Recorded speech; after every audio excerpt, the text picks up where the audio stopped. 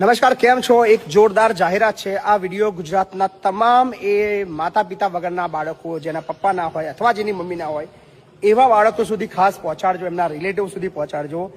1000 બાળકોના એડમિશનની જાહેરાત કરીએ છીએ।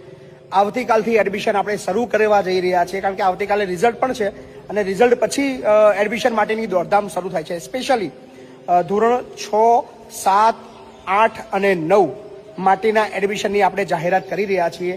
સો 1000 એડમિશન આપણે લેવાના છે।